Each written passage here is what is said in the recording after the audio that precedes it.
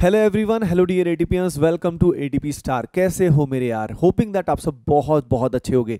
तो यार देखिए, ये जो पर्टिकुलर सीरीज़ है इसको आगे हम बढ़ा रहे हैं। इस सीरीज़ में क्या हो रहा है मैं आपको बता देता हूँ।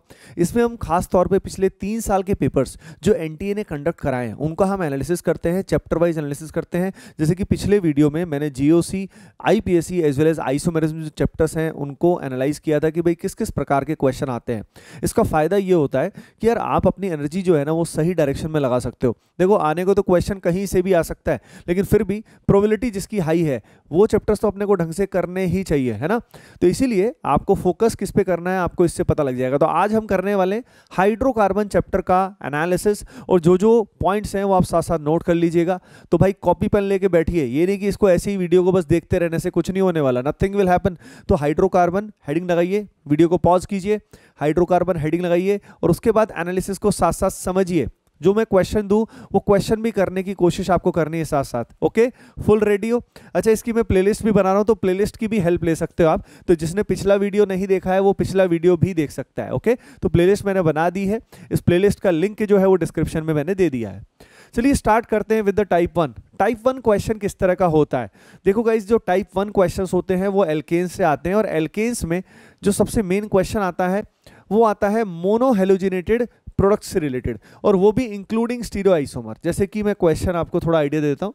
जैसे कि मान लीजिए हमारे पास है कुछ ऐसा एल्केन, और इस एल्केन में हमें यहाँ पे लिख दिया Cl2, या तो बहुत हाई टेम्परेचर है या यहाँ पे फोटोन दे दिया, और पूछ लिया कि बताओ भाई कितने प्रोडक्ट बनेंगे इंक्लूडिंग स्टीरियोआइसोमर, इंक्लूडिंग स्टीरियोआइसोमर। ठीक है, तो यहाँ पे जो प्रोडक्ट बनेंगे वो कितने आएंगे वो इमैटेरियल है, मतलब वो तो आप कर ही लेना। पर सबसे बड़ी बात ये है कि यहाँ पे जो एप्लीकेशन है, it is the application of OI, optical isomerism का एप्लीकेशन होता है। तो क्वेश्चन जब आपसे पूछता है तो उसमें वो पूछ सकता है कि how many of them are chiral, कितने इसमें कायरल हैं, कितने इसमें कंपाउंड जो हैं वो अकायरल हैं, कितने ऑप्टिकली इनएक्टिव। यानी एक ही सवाल को पूछने के कई सारे तरीके होते हैं। ठीक है, तो यहाँ पे इस पर्टिकुलर सवाल में कितने आइसोमेरिक प्रोडक्ट बनेंगे वो आपको सोचना है पहली चीज। तो how many isomeric product will be formed, ठीक है, तो ये आपको बताना है। उसमें से कितने कायरल है वो आपको बताना है। तो कमेंट सेक्शन में ये बताना कितने कायरल प्रोडक्ट इसके बनेंगे, how many chiral products are formed. ठीक है, ये आपका क्वेश्चन नंबर ए है जिसका कमेंट सेक्शन में आपको जवाब देना है।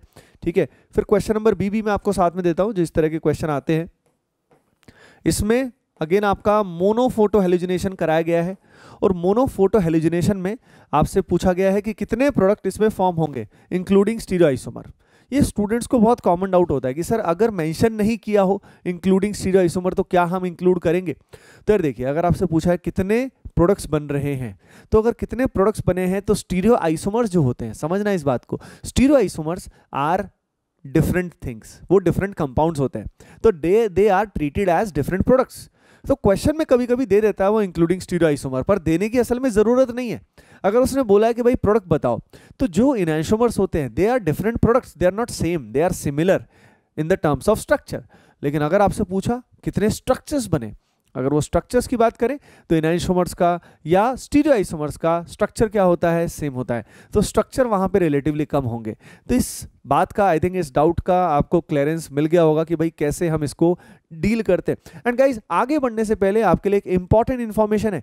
एटीपी स्टार कोटा से गाइज आरबीसी 2.0 बैच आ रहा है। आरबीसी 2.0 बैच आप सभी जानते हैं, ये JEE Main as well as Advanced 2022 के लिए है। जो अगले सारे अटेम्प्ट्स हैं उन सारे के सारे अटेम्प्ट्स के लिए it's a single crash course, जिसमें आपको अभी से लेके एंड तक आपको लेक्चर्स मिलेंगे, स्टडी मटेरियल मिलेगा, रिवीजन मिलेगा, प्रॉब्लम प्रैक्टिस मिलेगा, और भी बहुत कुछ, वो भी डायरेक्टली फ्रॉम कोटा में जो ऑफलाइन क्लासेस है वही आपको यहाँ पे मिल रही होती है। और ये बैच ऑफलाइन भी चलेगा एटीपी स्टार कोटा में, और ऑनलाइन भी होगा। ठीक है, एनरोलमेंट स्टार्ट कब से हो रहे हैं जानना चाहते हो? एनरोलमेंट स्टार्ट हो रहे हैं 4 जनवरी से, और जो पहले 25 स्टूडेंट एनरोल करेंगे 4 जनवरी को ठीक 2 बजे एनरोलमेंट स्टार्ट होंगे, उनको स्पेशल फी बेनिफिट होगा। उसके लिए डिस्क्रिप्शन में क्या करना है, आपको गूगल फॉर्म, एक फॉर्म दिया है, उस फॉर्म को आप फिल करें।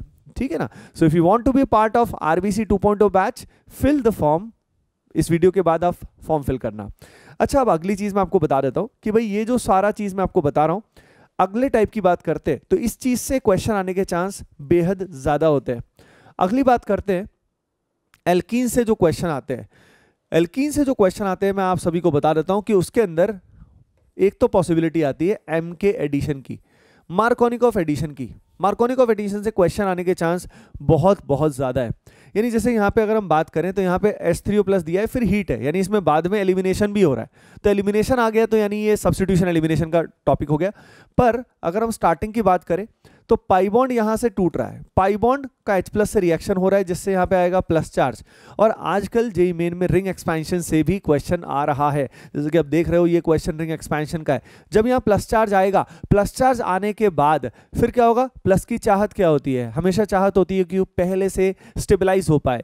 तो यहाँ पे प्लस इधर आना चाहता है, अब इधर आना चाहता है, तो उसके लिए यहाँ से रिंग क्या हो जाएगी, एक्सपैंड, रिंग एक्सपेंशन हो जाएगा। ये बॉन्ड यहाँ से शिफ्ट होके इधर चला जाएगा और ये जाने के बाद यहाँ वैलेंसी क्या होगी, फ्री हो जाएगी। चलिए मैकेनिज्म में डीप में नहीं जाते, क्योंकि मेनली हमारा जो फोकस है वो एनालिसिस पे है, रेदर देन क्वेश्चंस एक एक करके सॉल्व करें उस पे। तो यहाँ पे आपने देखा रिंग एक्सपैंड हो रही है। तो ये जो पर्टिकुलर कंसेप्ट है जिसमें केटायन का रीअरेंजमेंट, यानी मार्कोनिकॉफ एडिशन में भी केटायन का रीअरेंजमेंट वाला पार्ट काफ़ी ज़्यादा अहम है गर्ल्स एंड बॉयज़। अब उसके बाद अगर हम बात करते हैं नेक्स्ट, ये जो पर्टिकुलर है डाइईन से भी क्वेश्चन आते हैं, और डाइईन से जो क्वेश्चन है वो जेईई एडवांस में भी आते हैं, जेईई मेन में भी आते हैं, और इसमें कंसेप्ट होता है KCP as well as TCP का। तो ये अपने को क्लियर होना चाहिए। जैसे ये पर्टिकुलर क्वेश्चन जो है ये जेईई एडवांस में आ चुका था, पहले आ चुका है, और वहाँ पे मल्टीपल करेक्ट में आया था कि कौन कौन से बन सकते हैं, क्या रहेंगे। यहाँ पे मेजर की बात की गई थी। तो यहाँ पे सबसे पहले हमको वो पाई बॉन्ड तोड़ना होता है, we have to break that pi bond, जिससे केटायन क्या बने, स्टेबल बने। ठीक है, अब पाई बॉन्ड तोड़ के केटायन बनाया, अब ये रेजोनेंस करेगा, रेजोनेंस करके क्या होगा, रेजोनेंस करके यहाँ कुछ ऐसा बनेगा। तो अब सवाल ये है कि मेजर कौन सा बनेगा। तो देखिए अगर टेम्परेचर मेंशन नहीं है, ध्यान रखिए अगर टेम्परेचर मेंशन नहीं है तो we have to form TCP, यानी जो थर्मोडायनेमिकली मोर स्टेबल प्रोडक्ट है वो हमें फॉर्म करना होता है। तो अगर टेम्परेचर मेंशन नहीं है या हाई टेम्परेचर है तो टीसीपी बनता है, और अगर लो टेम्परेचर मेंशनड है then KCP would be formed. ठीक है, तो केसीपी यहाँ पे यहाँ से बनता है, और टीसीपी किधर से बन रहा है, यहाँ पे जब Br- अटैक करेगा। तो यार ये है टाइप 3, यानी इससे भी क्वेश्चन आने के चांस काफी स्ट्रांग होते हैं। अगली चीज, एल्काइंस की कई सारी रिएक्शन मिक्स करके क्वेश्चन जरूर बनते हैं। जैसे एल्काइंस के कई सारे टेस्ट होते हैं, मैं आपको बता देता हूँ। एल्काइंस के जैसे कि टर्मिनल एल्काइन के स्पेसिफिकली टेस्ट आप सभी को पता होना चाहिए कि जो हमारा टर्मिनल एल्काइन होता है वो क्या होता है, that is actually acidic in nature. तो उसके एसिडिक नेचर के बेसिस पे क्वेश्चन बन ही जाते हैं। जैसे टॉलन रिएजेंट से रिएक्शन करता है, वो क्या बनाता है, एसिटिलाइट फॉर्मेशन करता है, सिल्वर एसिटिलाइट। अमोनियकल Cu2Cl2 के साथ रिएक्शन करता है तो कॉपर एसिटिलाइट बनता है। क्या बनता है, कॉपर एसिटिलाइट। तो भाई यहाँ पे वही उसी तरह का जोन है, अगर आप चेक करें तो यहाँ पे ये जो एसिडिक H है वो निकलता है in the presence of LiNH2। LiNH2 क्या है, एक बेस है, NH2-। और बेस को जिंदगी में क्या चाहिए होता है यार, बेस को चाहिए होता है एसिड। तो यहाँ से वो H को निकालता है, and this is how reaction takes place. तो एल्काइंस की एक तो ये रिएक्शन आ जाती है।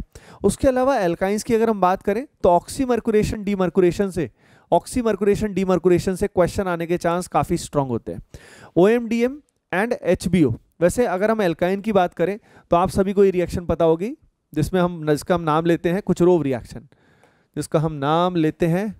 रिएक्शन, जैसे कि ये हमारे पास कुछ ऐसा एल्काइन है, और यहाँ पे अगर हम यूज करें Hg2+ और साथ में हम यूज करें H2SO4, तो भाई इस पर्टिकुलर प्रोसेस में कुचरोव रिएक्शन होती है।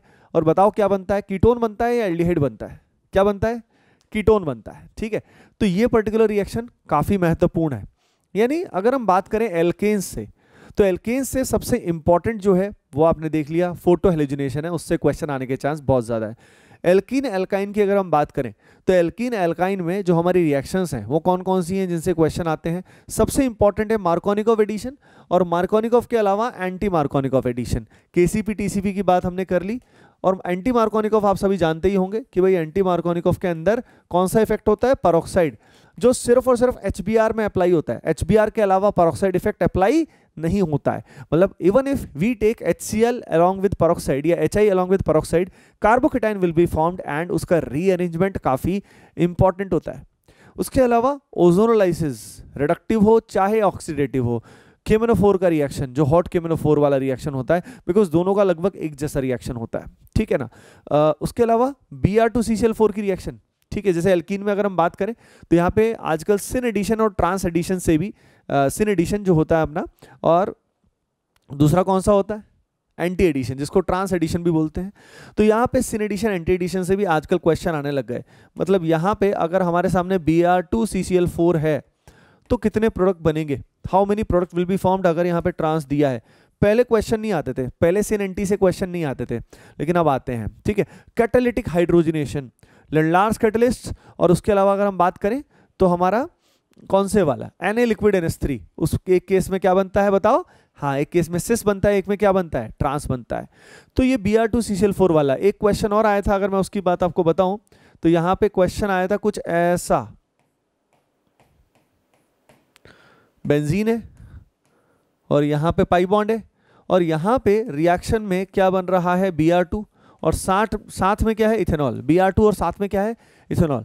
तो Br2 के साथ रिएक्शन हो रहा है, जिससे यहाँ पे साइक्लिक हेलोनियम आयन बनेगा, और फिर इथेनॉल के साथ उसका क्या होगा, रिएक्शन हो जाएगा, ठीक है। अब उसमें कहाँ वो अटैक करेगा, वो सोचने वाली बात है।